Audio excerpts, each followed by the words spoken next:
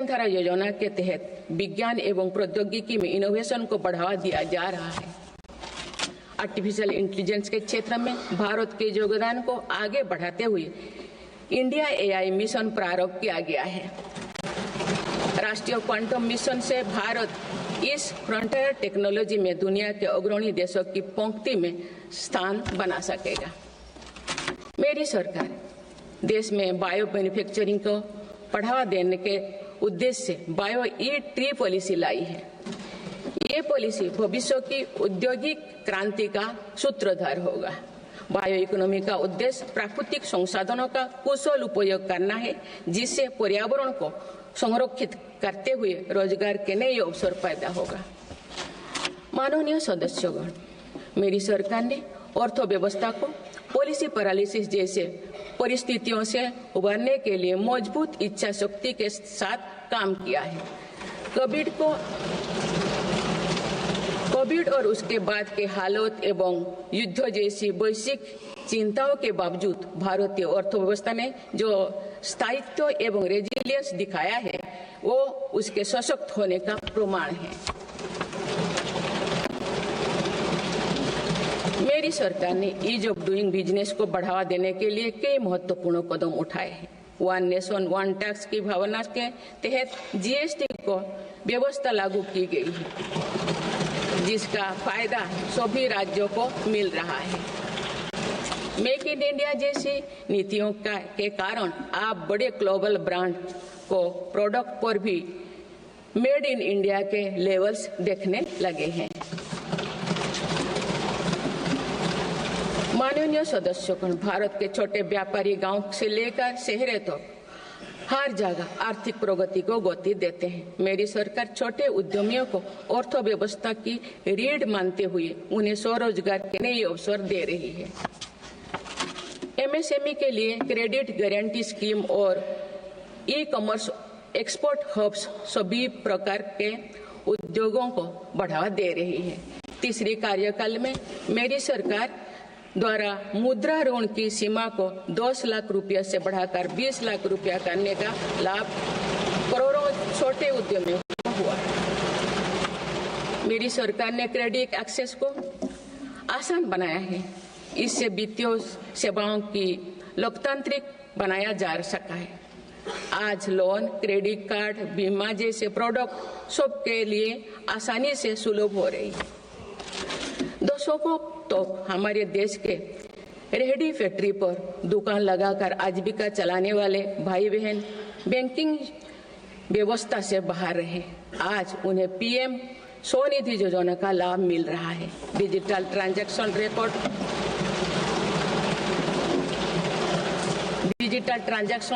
Record के आधार पर उनको बिजनेस बढ़ाने के लिए और लोन मिलता है।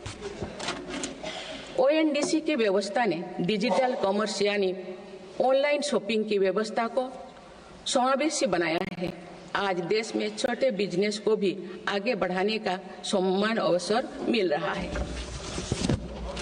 माननीय सदस्यगण, मेरी सरकार ने 10 वर्षों में प्रगति के जो नए अध्याय लिखे हैं, उनमें से एक स्वर्णिम सोपान भारत को डिजिटल क्रांति का भी है। आज भारत टेक्नोलॉजी के फील्ड में एक प्रमुख ग्लोबल प्लेयर के रूप में अपनी उपस्थिति दर्ज करवा रहा है। दुनिया के बड़े देशों के साथ ही भारत में 5G सर्विसेज की शुरुआत इसका एक बड़ा उदाहरण है। भारत की यूपीआई टेक्नोलॉजी की सफलता से दुनिया के कई विकसित देश भी प्रभावित हैं। आज 50% से ज्यादा real time digital transaction Bharat में हो रहा है।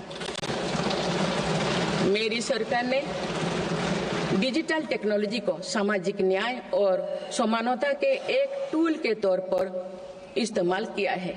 डिजिटल पेमेंट कुछ लोगों या कुछ वर्गों तक सीमित नहीं है।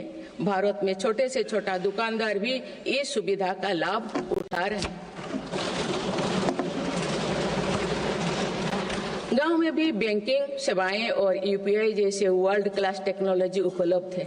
भारत में पिछले 10 साल में बने 5 लाख से ज्यादा कॉमन सर्विस सेंटर्स, सरकार की दर्जनों सुविधाएं ऑनलाइन उपलब्ध कराई जा रही हैं।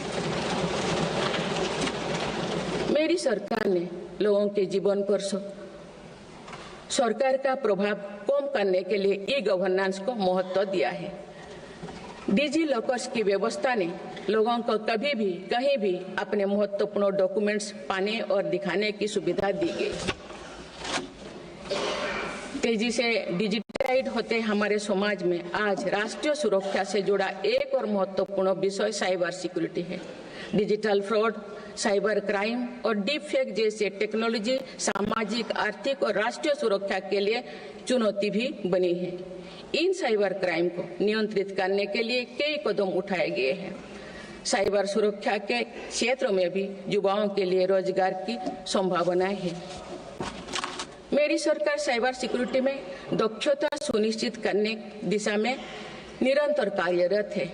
इसके फलस्वरूप भारत ने ग्लोबल साइबर सिक्योरिटी इंडेक्स में Tier 1 स्टेटस प्राप्त कर लिया है।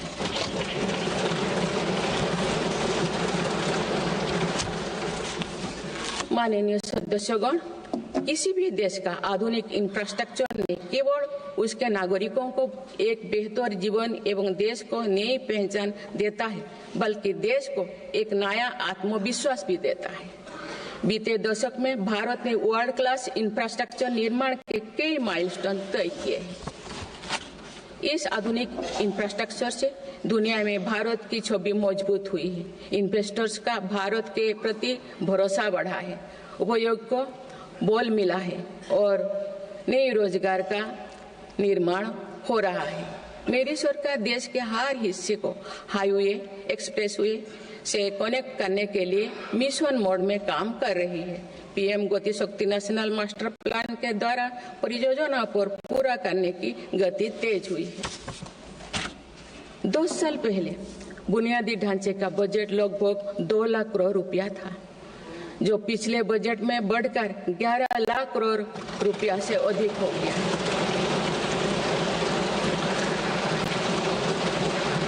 पिछले एक दशक के काम को आगे ले जाते हुए पिछले 6 महीने में मेरी सरकार ने भविष्य के इंफ्रास्ट्रक्चर में रिकॉर्ड निवेश किया है।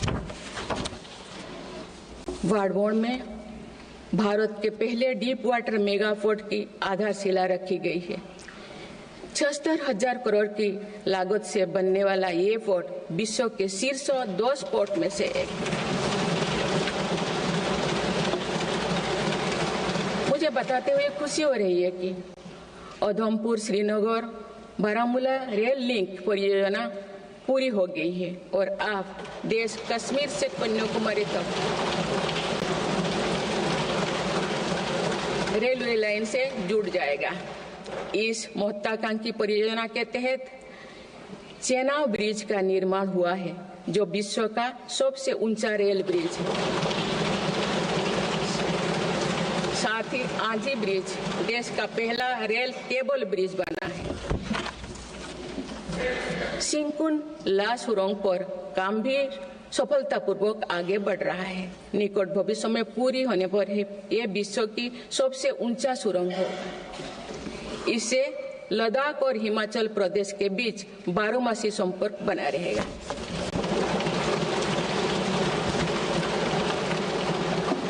भारत का एविएशन सेक्टर तेजी से विकास कर रहा है। देश की एयरलाइन कंपनियों ने 1700 से अधिक नए विमानों के ऑर्डर दिए हैं। इतनी बड़ी संख्या में आने वाले विमानों के परिचालन के लिए हम एयरपोर्ट्स का विस्तार कर रहे हैं। पिछले एक दशक में देश के एयरपोर्ट्स की संख्या 2 गुनी हो गई।